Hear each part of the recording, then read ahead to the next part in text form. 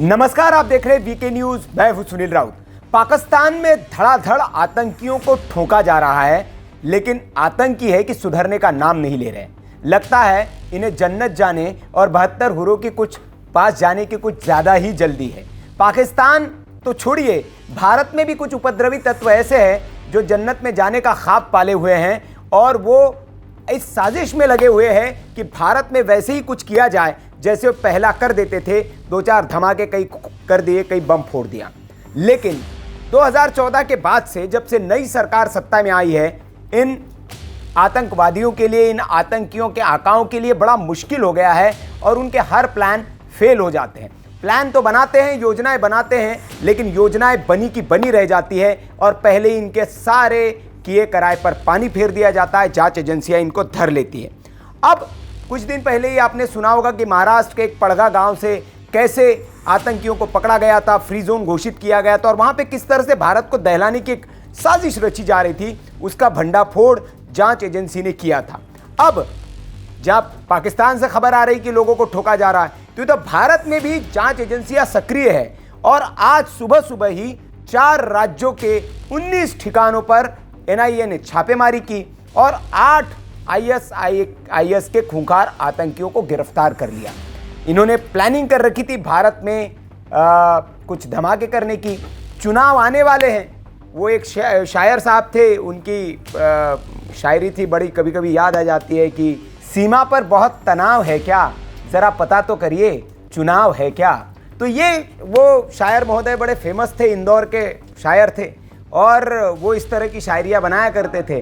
तो ये अब मुझे याद इसलिए आ गया कि ये जो सब पकड़े जा रहे हैं लगातार, तो चुनाव का मौसम तो आ रहा है, सीमा पर तो कुछ नहीं हो पा रहा, लेकिन देश के अंदर कुछ करने की योजनाएं चल रही है। तो कोई संसद में कूद जा रहा है, कोई संसद के बाहर पटाखा फोड़ दे रहा है, कोई बम धमाके की साजिश रचा है, लेकिन भारत की जांच एजेंसियां सक्रिय है और ऐसे हर नापाक मंसूबों को वो धराशाही कर दे रहे हैं। खबर यह है कि सुबह सुबह आज 4 राज्यों के 19 ठिकानों पर एनआईए ने छापेमारी की और इन लोकेशन में कर्नाटक की 11 लोकेशन थी, झारखंड की 4 लोकेशन थी, महाराष्ट्र की 3 और दिल्ली की 1 लोकेशन। इन लोकेशन पर एनआईए की टीम पहुंची और अलग अलग लोकेशन से आईएस के 8 आतंकियों को गिरफ्तार किया गया है। एनआईए ने एक जगह से आईईडी ब्लास्ट की साजिश को भी नाकाम किया है और उनके पास से जो बम बनाने की सामग्री है उसको भी बरामद किया गया है। गिरफ्तारी जो हुए हैं लोग, उनमें बल्लारी मॉड्यूल का नेता मिनाज भी शामिल है। उसे मोहम्मद सुलेमान के नाम से भी जाना जाता है, जिसको एनआईए ने गिरफ्तार किया है। एनआईए की तरफ से जानकारी दी गई है जिसमें बताया गया है कि छापे के दौरान सल्फर, पोटेशियम नाइट्रेट और बारूद जैसी विस्फोटक सामग्री के साथ साथ प्रस्तावित हमलों के डिटेल वाले कुछ डॉक्यूमेंट्स और हथियार भी इन लोगों के पास से एनआईए ने बरामद किए हैं और एनआईए ने कुछ कैश और डिजिटल डिवाइस भी बरामद की है जो इस बात की ओर इशारा करती है कि ये विदेश से कहीं से संचालित हो रहे थे, इन्हें फंड आ रहा था और इस काम को वो अंजाम देने में लगे हुए थे।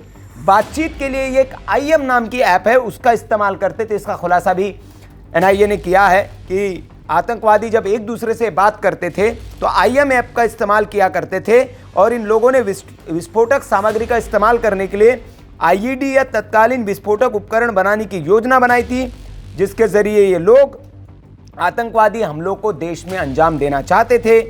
उन्होंने कथित तौर पर कट्टरपंथी बनाने और भर्ती करने के लिए कॉलेज के छात्रों को भी निशाना बनाना शुरू कर दिया था और बेल्लारी मॉड्यूल के खिलाफ एनआईए ने पिछले हफ्ते ये मामला दर्ज किया था और उसके बाद वो इस मॉड्यूल के और तार खंगालने में जुटी थी और इस मामले में इसको अब बड़ी सफलता एनआईए को हाथ लगी है।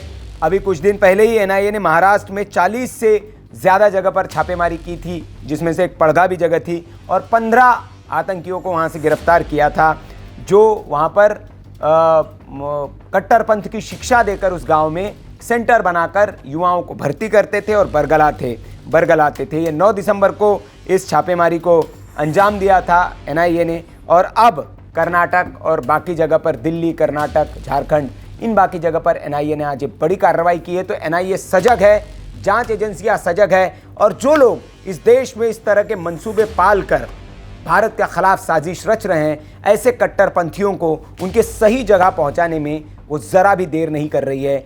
और इस सजगता का ही नतीजा है कि भारत में आप इस तरह की गतिविधियों पर एकदम से लगाम देख पा रहे हैं।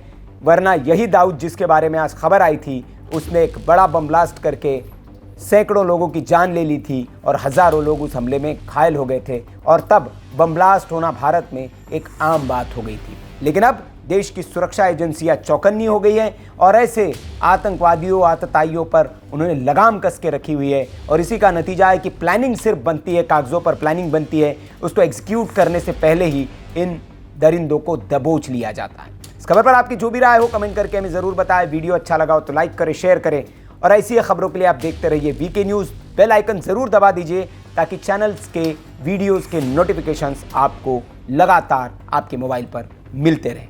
नमस्कार। वीके न्यूज़, राष्ट्र के नाम।